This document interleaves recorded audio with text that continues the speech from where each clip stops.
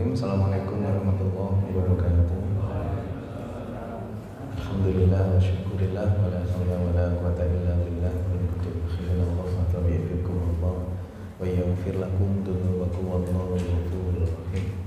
Bapak Ibu yang dirahmati Allah, mari selalu senantiasa mengeturkan rasa syukur kehadirat Allah Subhanahu wa taala yang telah memberi kita begitu banyak kenikmatan, terutama nikmat iman Islam, nikmat waktu, niat, semangat, hingga nikmat sehat, sehingga kita bisa hadir jamaah sholat maghrib dilanjutkan dengan kajian pada maghrib di Masjid Al-Mahdi Muhammadiyah ini, insyaallah dalam keadaan sehat walafiat semua. Sehat ya? Amin. Bagi yang dirahmati Allah, tema kita pada malam hari ini tentang 360 sendi. Meminjam istilah yang lagi populer saat ini, gak bahaya tak? 360 sendi itu gak kakean tak? Gak bahaya tak? Kalau jumlahnya segitu banyak itu. Nanti kita akan sampaikan bahaya saat apa dan kemudian menjadi tidak bahaya saat apa. Karena sesungguhnya judul ini walaupun itu adaptasi dari apa yang lagi booming atau viral saat ini, istilah gak bahaya tapi sesungguhnya itu memang menjadi bagian sesuatu yang berbahaya nanti ketika kemudian kita mendapati apa yang kemudian Rasulullah sampaikan itu ternyata tidak sesuai dengan kenyataan. Itu menjadi bahaya.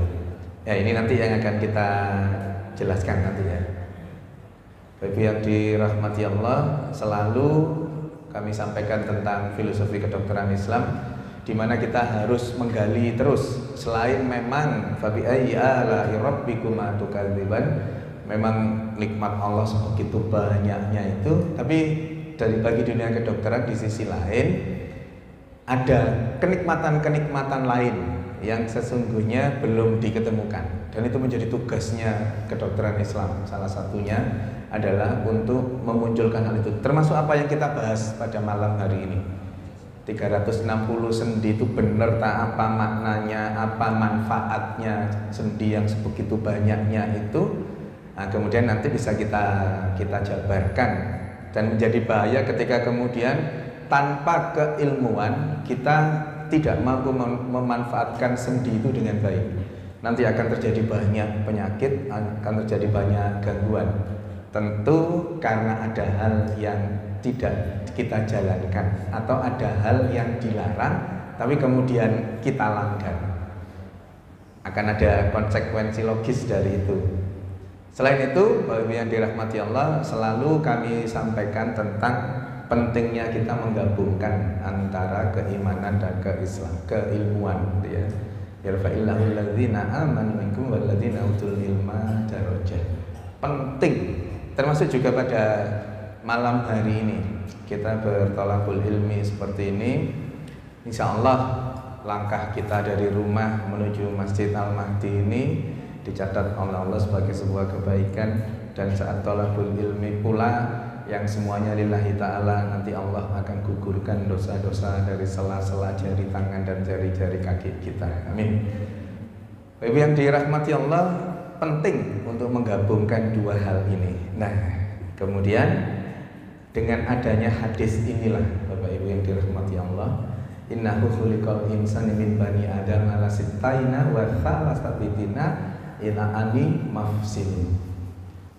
Jadi Rasulullah itu 1400 tahun yang lalu itu sudah menyampaikan bahwa setiap manusia keturunan Adam diciptakan di atas 360 persendian. Eksplisit Rasulullah itu menyebut angka 360. Ini yang kemudian kami sampaikan tadi. Hadis ini, hadis sahih ini yang menyebutkan 360 jumlah sendi yang ada di dalam tubuh kita akan menjadi bahaya ketika kemudian ternyata keilmuan dalam hal ilmu kedokteran, lebih spesifik lagi ilmu anatomi, ilmu ortopedi, ilmu tentang tulang, kemudian menemukan ternyata jumlah sendi di tubuh kita itu tidak 360. Rasulullah menyatakan 360, tapi kemudian ternyata dihitung dengan segala keilmuan yang sudah disepakati secara internasional, ternyata enggak 360. Maka apa yang kemudian terjadi? Akan terjadi delegitimasi kepada Rasulullah. Apa yang Rasulullah sampaikan itu ternyata salah. Apa yang Rasulullah sampaikan itu ternyata tidak berbukti, tidak berdasar dengan keilmuan yang ada. Maka kalau sudah sedemikian, maka nanti kemudian ajaran-ajaran Rasulullah pun itu nanti akan didelegitimasi juga, yang ujungnya nanti ke Islam. Bahwa Islam itu bukan ajaran yang turun dari Allah secara langsung melalui Rasulnya, tetapi akal-akalannya Nabi Muhammad saja. Nah di sini ini titik pertarungannya yang dirahmati Allah.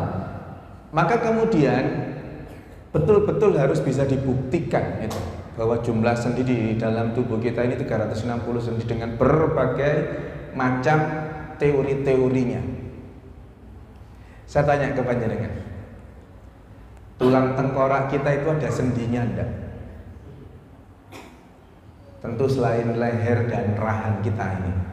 Jadi yang tulang tengkoraknya ini tuh ada sendinya enggak? Koyok ditakoni ape ujian ae sampean niku. Dalam benak jenengan saja sudah, tengkorak itu ada sendinya enggak? Enggak ada dok, karena sendi itu mesti bisa digerakkan, ya kan?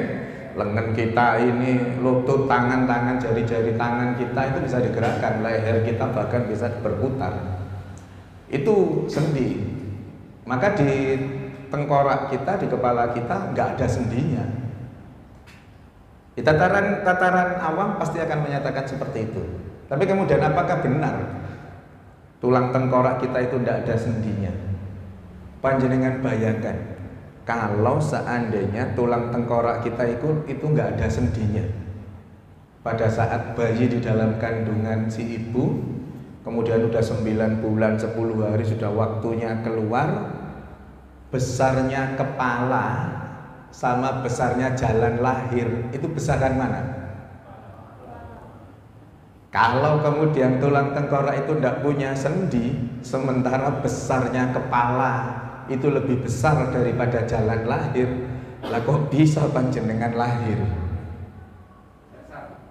Sesar lewat luar. Nah, kalau lewat dalam, lewat jalan lahir yang istilahnya lahir spontan itu gimana caranya? Maka Bapak Ibu yang dirahmati Allah, tadi ayatnya dibaca, laqad khalaqnal insana fi ahsani taqwim. Sempurna penciptaan kita itu, luar biasa. Maka walaupun terdiri dari tulang otak, tengkorak kita itu ada sendinya.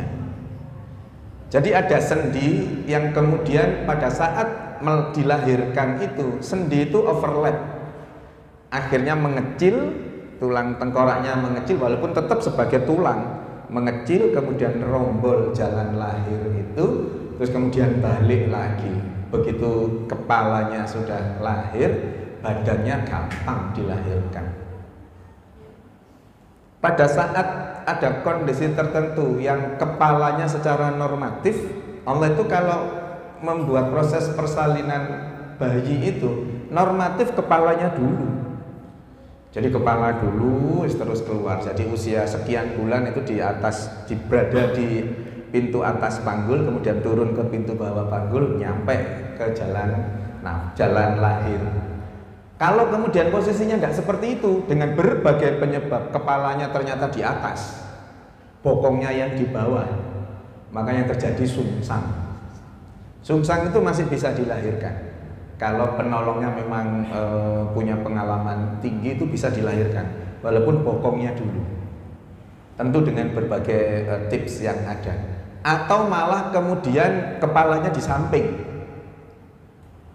Kalau kepalanya samping gini, lintang namanya. Kalau lintang itu yang di jalan lahirnya itu tangannya. Jadi kalau dokternya meriksa lewat jalan lahir itu salaman sama tangannya bayi kalau lintang ketemu. Nanti kalau dilahirkan tangannya dulu, tidak bisa.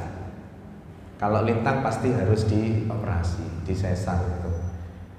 Maka apa yang kemudian Allah ciptakan itu menjadi sesuatu yang memang sempurna.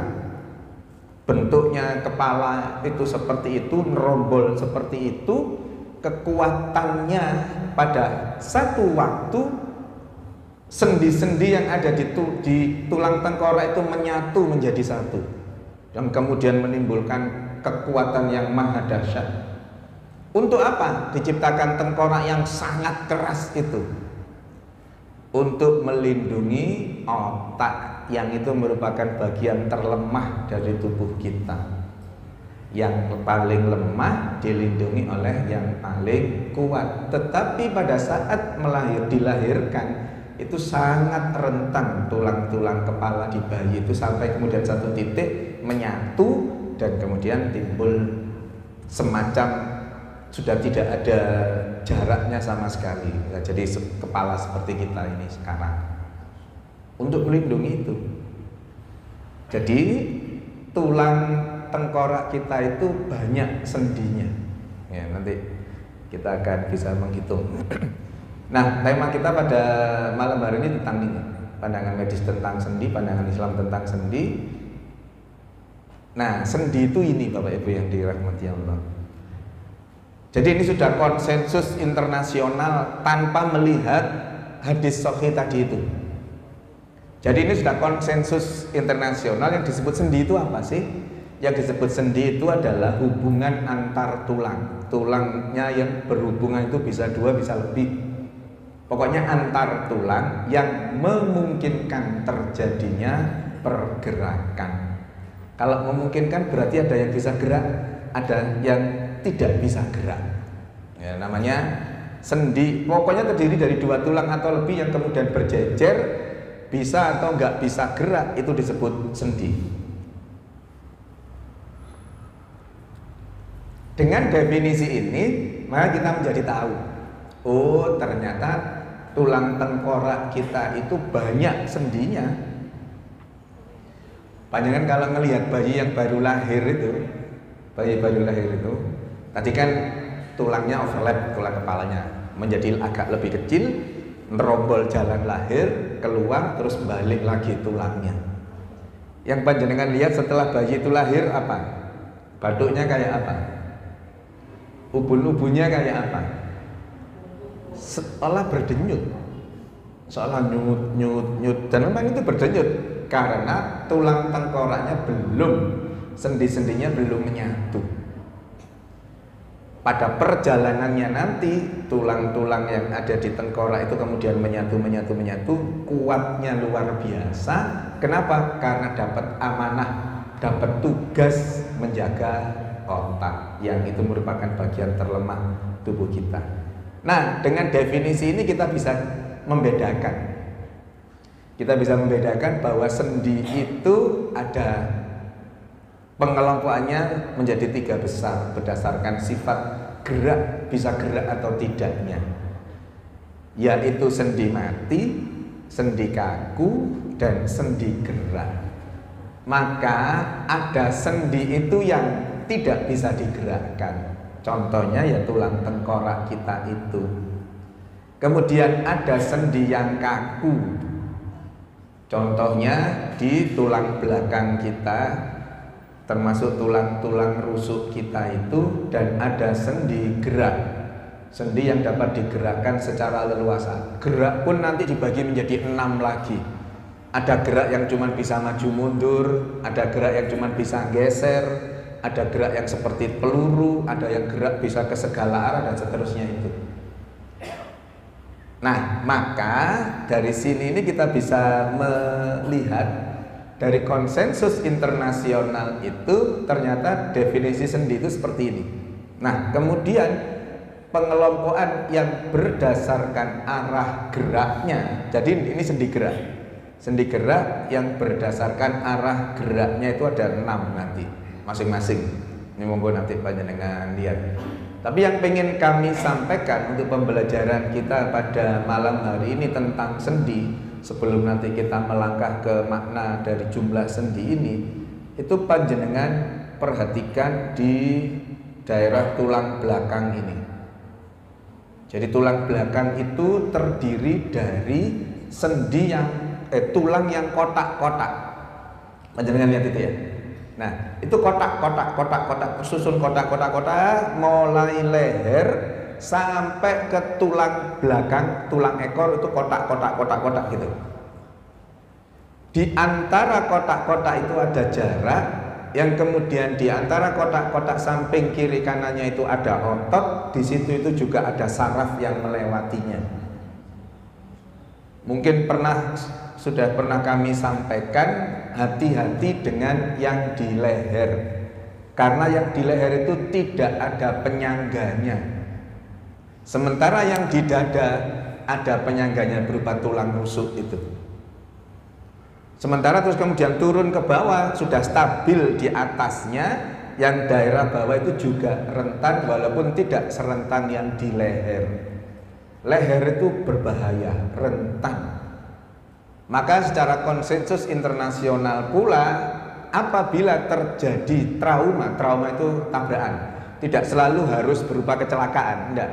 Bisa jadi jatuh dari atas, jatuh dari jalan gini terus jatuh ke lantai yang lebih rendah. Nah, gitu itu yang harus diperhatikan sesuai konsensus internasional itu adalah lehernya. Lehernya harus diamankan dulu. Dengan apa? Diberi alat supaya lehernya stabil. Harapannya lehernya tidak banyak gerak sehingga potensi patah di tulang lehernya menjadi kecil. Sampai kemudian terbukti tidak patah baru dilepas. Jadi dianggap patah sampai terbukti tidak patah. Setelah difoto ternyata tidak patah baru dilepas. Orang-orang luar negeri itu, Eropa, Amerika, orang-orang luar negeri itu kalau ke Indonesia itu bingung. Ngelihat orang Indonesia itu di sana leher itu dijaga betul, kalau ada apa-apa di Indonesia malah dikretek-kretek. Di Indonesia malah dikretek-kretek. Kalau nggak lego pakai tangan, krat. Kalau nggak lego lagi pakai anduk ditarik dari atas, itu yang lagi viral itu ya.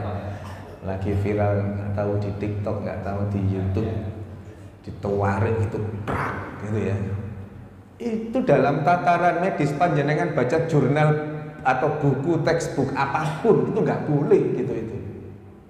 Seahli apapun sudah orangnya, itu resikonya sangat besar. Kenapa? Itu tadi tulang-tulang yang tersusun, tulang-tulang kotak-kotak, dan yang khusus di leher itu tidak ada penyangganya, dan semua saraf yang berasal dari otak kita semua lewat leher untuk kemudian didistribusikan di seluruh tubuh kita. Jadi resikonya luar biasa. Nah, kalau terjadi apa-apa di leher kita, misalkan pusing atau nggak nyaman di leher kita, boleh dipijat, tetapi pundaknya yang dipijat.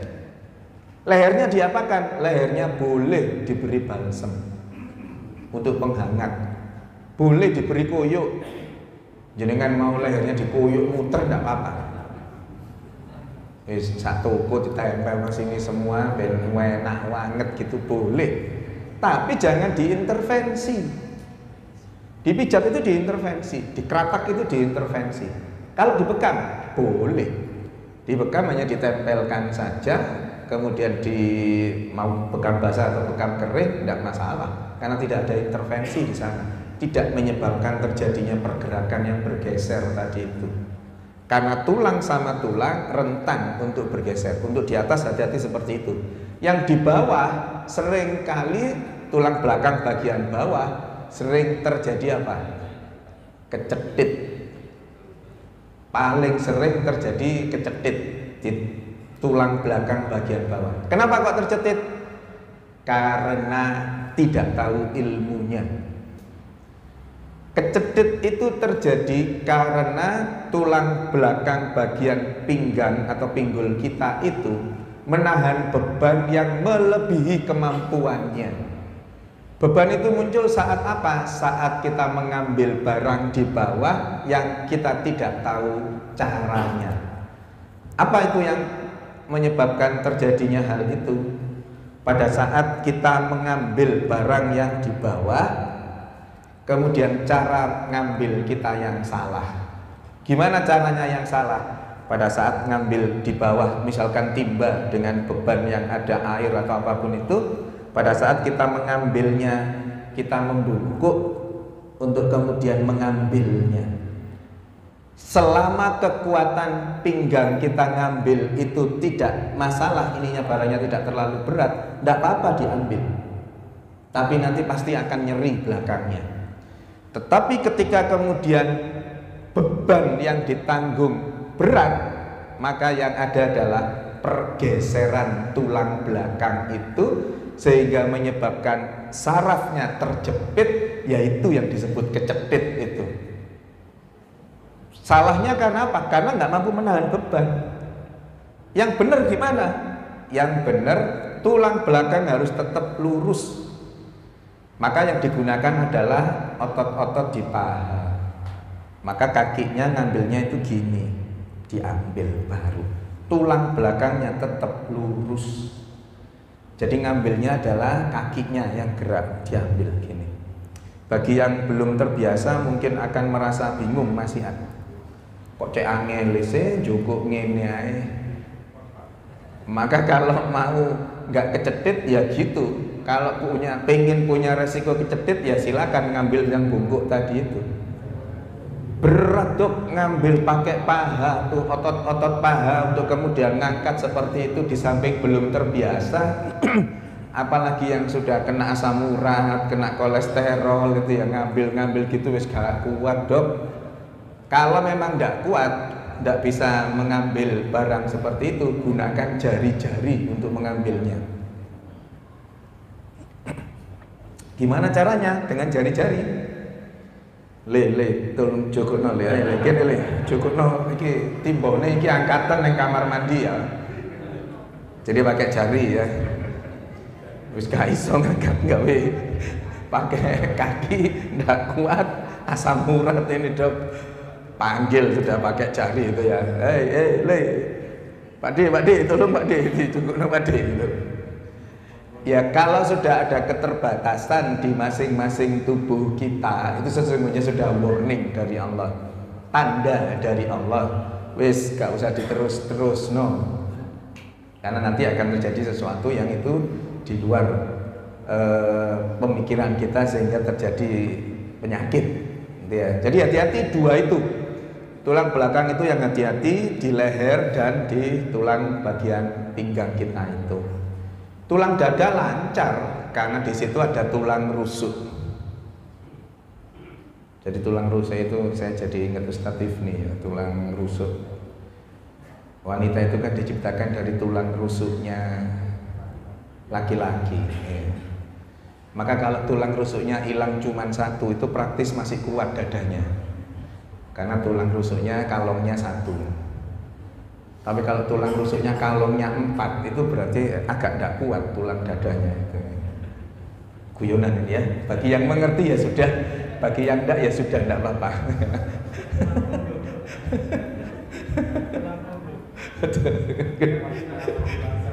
Karena tulang punggung beda lagi. Ini tulang rusuk ini ya. Ya, jadi itu ya tulang-tulang itu ada seperti ini susunannya. Hebatnya Allah itu menciptakan sangat presisi. Kalau tulang satu sendi tadi ya, kalau tulang yang satu itu cembung, maka tulang pasangannya itu cekung.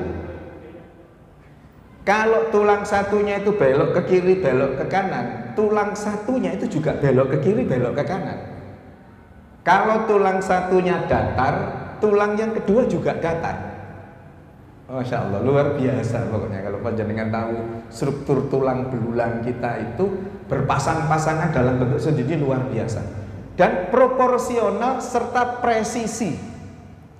Panjenengan bayangkan, kalau kemudian lutut kita itu masuk lutut dengan sendi gerak terbatas, cuma satu arah saja kan lutut kita ini. Bayangkan kalau tulang lutut kita itu oleh Allah dibuat menjadi sendi putar. Maka jenengan saat ruku itu Rukuk gini trek belok-belok gitu. Ketatap sama samping kiri kanannya senggol-senggolan gitu, gluduk gitu. Atau kalau terus kemudian sendi leher kita yang sendi putar ini kemudian dijadikan Allah menjadi sendi mati, tidak bisa gerak. Jenengan waktu salam saawake kabeh gini. Kayak orang tengeng gitu. Maka sangat presisi Allah menciptakan itu dengan berbagai macam fungsinya, dengan berbagai macam tugasnya, sehingga kemudian aktivitas kita ini terutama ibadah-ibadah kita ini menjadi sesuatu yang sangat optimal untuk pergerakan sendi itu sendiri. Begitu kemudian ada sesuatu yang dilanggar, ada sesuatu yang itu dilarang tapi kemudian kita menjalankan, ada sesuatu yang diperintahkan A tapi kita menjalankannya B, maka akan terjadi gangguan pada sendi-sendi, pada tulang-tulang, pada otot-otot yang ada. Panjenengan bisa membedakan antara pengapuran sama osteoporosis, tahu bedanya? Atau sama saja? Pengapuran itu ketemu dua tulang gini ya, satu tulangnya itu namanya pengapuran, tumbuh kapur, jadi jerongot, jadi ada tulang tumbuh baru lagi, walaupun itu seujung rambut. Kalau kemudian di antara sendi, di antara dua tulang ini kemudian ada tulang yang jerongot sedikit aja, itu akan mengganggu proses pergerakan sendinya sehingga menyebabkan nyeri yang luar biasa. Kenapa itu terjadi? Karena melanggar pasal 31 surat Al-A'raf itu. Kulu wasrobu wala tusrifu innahu la yuhibbul musrifin. Silakan makan, silakan minum, pokoknya jangan banyak-banyak. Jangan berlebihan karena Allah benci dengan orang yang berlebihan. Karena berlebihan maka kemudian tumbuh tulang baru. Karena berlebihan maka panjenengan kena kolesterol. Karena berlebihan kena asam urat. Karena berlebihan kena kadar gula tinggi. Semua itu karena melanggar pasal tadi itu. Kolesterol dibutuhkan oleh tubuh, tetapi nggak boleh berlebih. Asam urat dibutuhkan oleh tubuh, tapi tidak boleh berlebih. Di saat berlebih akan terjadi permasalahan. Kenapa berlebih? Karena rakus. Kenapa rakus? Karena nafsu. Dan seterusnya, intinya melanggar pasal 31 tadi itu. Nah, kemudian Profesor Sahlul, Profesor Hamid dan macam-macam peneliti-peneliti termasuk juga peneliti-peneliti ghairul muslim melakukan penghitungan dengan definisi secara konsensus internasional tadi bahwa yang disebut sendi itu adalah pertemuan dua tulang atau lebih yang memungkinkan terjadinya pergerakan. Maka dihitunglah masing-masing sendi itu, ketemulah sendinya seperti yang di atas itu. Di bagian tubuh atas 100 sekian, di bagian tengah 100 sekian, terus dihitung masing-masing itu. Dan penghitungannya bukan barengan loh ini, bukan ayo dihitung bareng ayo, enggak. Masing-masing melakukan penghitungan. Yang muslim melakukan penghitungan, orang-orang yang ghairul muslim pun melakukan penghitungan. Tentu dengan tujuan yang berbeda. Kalau yang muslim, peneliti muslim melakukan ini untuk penguat iman dan penuh keyakinan bahwa nanti pasti jumlahnya 360. Orang-orang yang ghairul muslim melakukan penelitian untuk menyerang Islam. Awas ya oleh kok gak telung atus widak. Pasti akan diserang Islam. Pasti yang saya sampaikan tadi, Rasul akan didelegitimasi. Ternyata apa? Hasil dari semua penelitian itu, pembuktian dari jumlah sendi, ketemu 360 sendi. Lalu kira-kira orang-orang yang ghairul muslim tadi ngapain? Setelah dia menghitung benar jumlahnya 360, diulang lagi, benar 360. Apa yang kemudian dilakukan? Dia mulai mempelajari Islam. Dia cari jurnal-jurnal, penelitian-penelitian, penemuan-penemuan tentang Islam, tentang ibadahnya orang Islam. nyari penelitian tentang sujud, nyari penelitian tentang puasa, nyari penelitian tentang sholat dan seterusnya, ketemu hasil dari jurnal-jurnal itu. Jadi Bapak yang dirahmati Allah, kalau penelitian sudah dijurnalkan secara nasional maupun internasional, itu sudah diakui kebenarannya. Tentu dengan penelitian yang dilakukan oleh masing-masing orang itu. Begitu kemudian mengetahui itu semua, ya sudah. Para peneliti itu sangat mengagung-agungkan hasil penelitiannya. Ya, dalam bahasa sekarang itu mendewa-dewakan hasil penelitiannya. Maka begitu hasilnya apa? Ya itu yang kemudian dijadikan pegangan betul. Maka kemudian dia begitu tahu bahwa hadis Rasulullah mengatakan ini 1400 tahun yang lalu, maka kemudian pastinya dia akhirnya punya keyakinan, loh, ini Islam itu agama yang benar. Islam itu bukan agama buatan. Islam itu betul-betul wahyu yang turun kepada Rasulullah itu adalah betul-betul dari Allah. Maka kemudian bisa kita pahami, mereka akhirnya mu'alaf. Mereka masuk Islam dengan penelitiannya sendiri yang awalnya untuk menyerang Islam. Begitu ketemu hasilnya ternyata sama dengan apa yang dikatakan oleh Rasulullah 1400 lebih tahun yang lalu, maka kemudian mereka masuk Islam. Apakah ada hal lain terkait dengan hal itu? Banyak Bapak yang dirahmati Allah terkait dengan 360 ini. 360 jumlah sendi, hal itu mengindikasikan apa? Bahwa apa yang Rasulullah sampaikan itu pasti sudah dituntun oleh Allah, pasti merupakan petunjuk dari Allah. Kira-kira pada saat Rasulullah menyampaikan ini ke para sahabat, kira-kira para sahabat itu menanyakan apa enggak? Begitu dia omong 360 sendi, kira-kira para sahabat Rasul saat itu ngomong, ya Rasul, sampai niku ngitung tekon di 360 iku. Lah kok iso 360? Masih di endorse oleh santri. 360 iku jenengan ngomong itu apa dasarnya? Pasti ndak. Pasti dengan keimanan yang tingginya luar biasa itu, beliau pasti menyatakan bahwa Rasulullah ngomong ini bukan karena omongannya Rasulullah, dan ini pasti ada tuntunan dari Allah melalui malaikat Jibril itu. Yakin betul mereka bahwa apa yang kemudian disampaikan adalah benar. Maka kemudian berikutnya peneliti berikutnya yang membuktikan hal itu, dan kemudian benar. Jumlahnya memang 360 derajat. 360 sendi jumlahnya itu.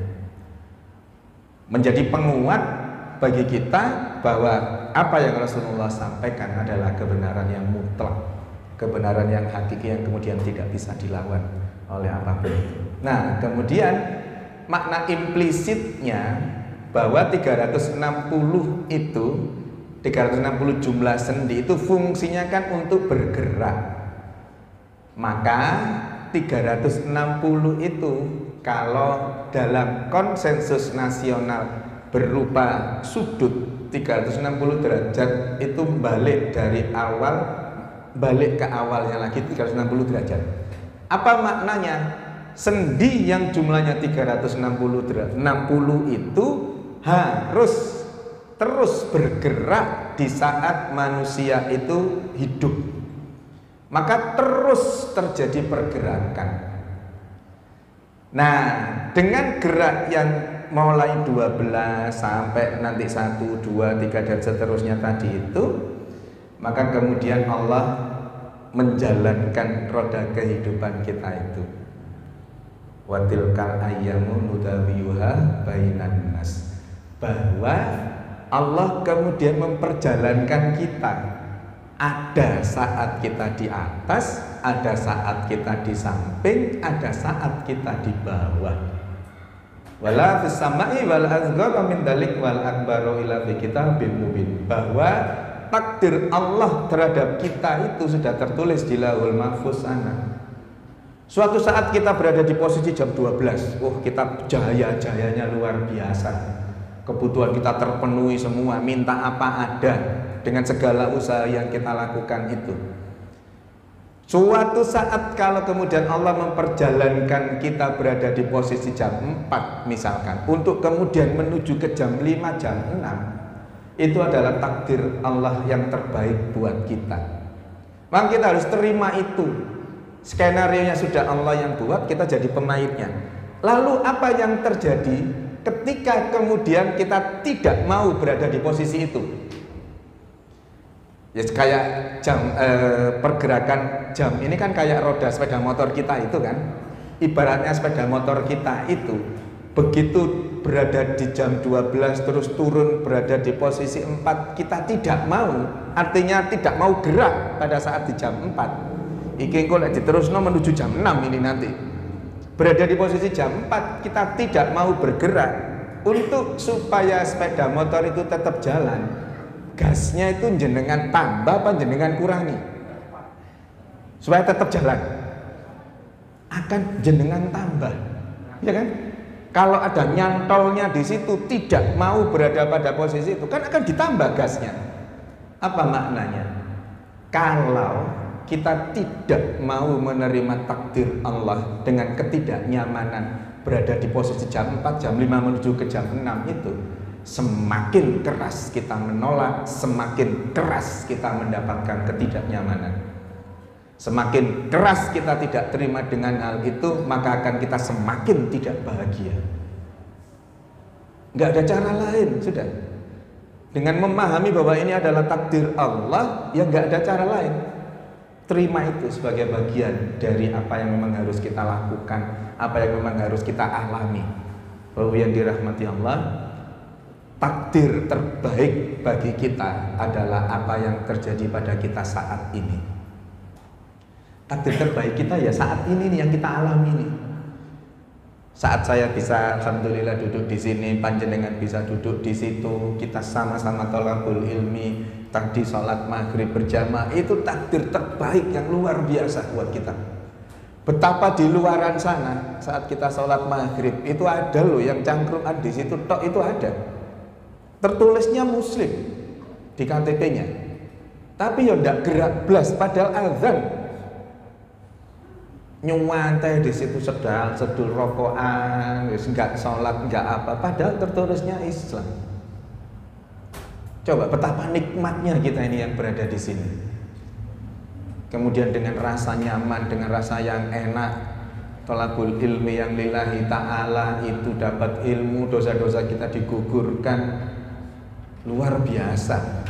Betapa kemudian mereka-mereka yang pengen ikut kajian kita tapi lagi dirawat di RSUD, pengen ikut ngaji di sini, pengen ikut sholat berjamaah di sini, tetapi karena terpasang infus di rumah sakit tidak bisa gerak.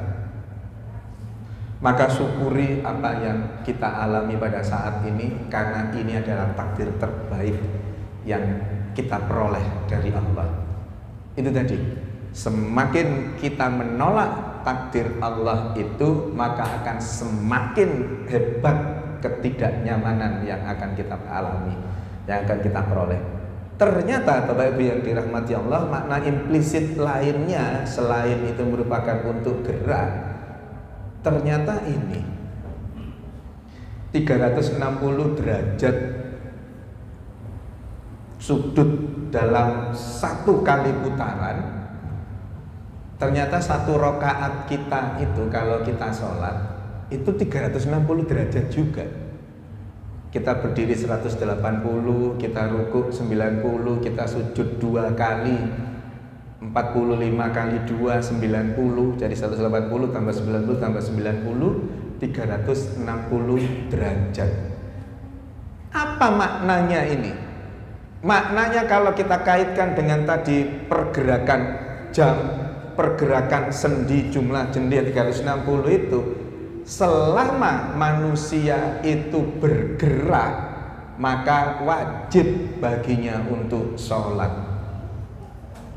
Selama manusia bergerak, maka wajib baginya sholat. Maka tuntunan sholat itu mulai berdiri, duduk, rebahan, hanya tangan saja yang digerakkan, bahkan sampai hanya isyarat mata saja, tapi tetap harus sholat. Makna lain apa? Semua aspek aspek kehidupan kita ini landasannya, dasarnya ya harus sholat itu tadi. Artinya apa? Artinya sholat kita ini harus teraplikasi dalam kehidupan kita. Satu hal kaitan dengan sholat ini Bapak yang dirahmati Allah, sholat ini kalau benar kita lakukan, kita pasti akan jadi orang yang sabar. Ya ayyuhalladzina amanusta'inu bis-sabri was-shalah. Innallaha ma'as sabirin. Dalam tataran medis Bapak yang dirahmati Allah, kenapa kok kemudian sabar yang didulukan dibandingkan sholat? Jadi ayat itu kan, orang yang beriman jadikan sabar dan sholat sebagai penolongmu. Kemudian Allah membersamai orang-orang yang sabar. Kenapa enggak membersamai orang yang sholat?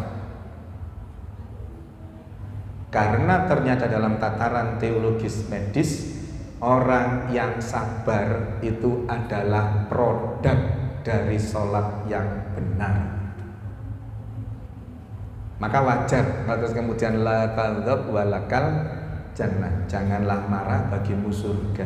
Karena orang sabar itu sholatnya pasti baik, maka sholatnya saat dihisab nanti pasti beres. Maka surga tempatnya atas izin Allah. Maka kalau ada di antara kita, saya panjenengan semua yang sobonya Al-Mahdi sini, sholat di Al-Mahdi sini, 5 waktu sholat di sini, kok masih ngamuan, berarti ada yang salah dengan sholat kita. Salahnya dalam bentuk apa? Kok tidak teraplikasi dalam kehidupan kita? Padahal 360 derajat kehidupan kita itu harus dalam bingkai sholat itu.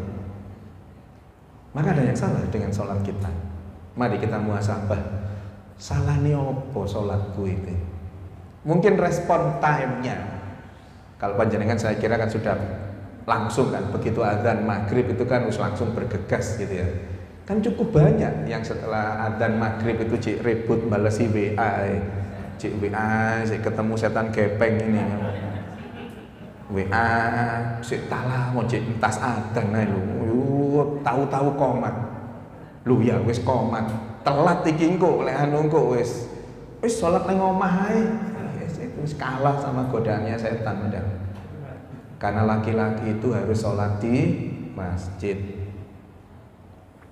Kalau enggak sholat di masjid masih jadi laki-laki solihah. Sholat kalau nggak di masjid laki-laki itu ya masih solihah, belum solih ya. Karena laki-laki harus sholat di masjid ya. Jadi bagi yang dirahmati Allah, ternyata 360 jumlah sendi kita itu menjadi tidak berbahaya dan justru menjadi penguat keimanan keislaman kita karena terbukti Rasulullah sampaikan itu 1400 lebih tahun yang lalu dan benar adanya ketika kemudian dilakukan penelitian terkait dengan hal itu. Dan 360 jumlah sendi itu peruntukannya untuk bergerak. Maka gerak-gerak kita ini sudah dalam rancangan yang luar biasa dari Allah. Dan takdir terbaik kita adalah apa yang kita alami saat ini. Kalau toh itu berupa sebuah ketidaknyamanan, yakin Allah sudah menghitung itu dengan sangat rigid, sangat saklek, sangat detail. La yukallifullahu nafsan illa wus'aha. Ketidaknyamanan itu pasti sudah Allah pertimbangkan betul. Oh, mampu ini hambaku ini mampu, makanya kemudian diberi masing-masing itu. Semoga dengan kajian ini semakin kuat keimanan, keislaman kita, sehingga kemudian kita dalam khiroh berislam ini punya semangat yang luar biasa, karena memang terbukti Islam adalah ajaran yang benar. Kurang lebihnya mohon maaf, semoga ada manfaatnya. Mari kita tutup dengan hamdalah dan doa kafaratul majelis bersama-sama. Alhamdulillahirabbil alamin. Subhanakallahumma wa bihamdika asyhadu an la ilaha illa anta astaghfiruka wa atubu ilaik. Nasrun minallah wa fathun qarib wa basyiril mu'minin. Assalamualaikum warahmatullahi wabarakatuh.